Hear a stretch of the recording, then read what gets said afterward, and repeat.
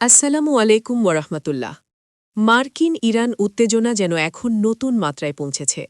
এক পলকে যুদ্ধবিগ্রহ ছড়াতে পারে এবং এই বার্তা দিচ্ছে চীন। কিন্তু কি ঘটছে সত্যি ইরানের আকাশে? মার্কিন সেন্ট্রাল কমান্ডার জেনারেল ব্র্যাড কুপারের ইসরায়েল সফর ইতিমধ্যেই উত্তেজনার মাত্রা বাড়িয়েছে।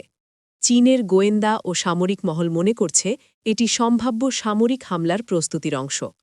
একই সময়ে মার্কিন প্রেসিডেন্ট ডোনাল্ড ট্রাম্প মধ্যপ্রাচ্যে শক্তি বাড়াচ্ছেন, যুদ্ধের সম্ভাবনা যেন বাতাসে ভাসছে।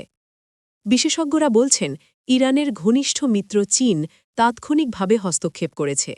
মাত্র ৫৬ ঘণ্টার মধ্যে চীনের অন্তত ১৬টি কার্গো বিমান তেহরানে অবতরণ করেছে, বহন করছে উন্নত আকাশ প্রতিরক্ষা ব্যবস্থা, ইলেকট্রনিক যুদ্ধ সরঞ্জাম এবং জাহাজ বিধ্বংসী ক্ষেপণাস্ত্র।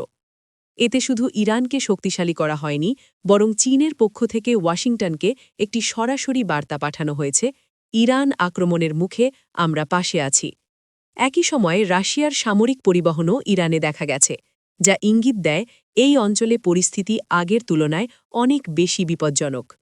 মার্কিন সামরিক জাহাজ ইউএসএস আব্রাহাম লিঙ্কন সহ ৩টি যুদ্ধজাহাজ ভারত মহাসাগরে পৌঁছেছে এবং তারা এখন ওমান উপসাগরের দিকে এগোচ্ছে।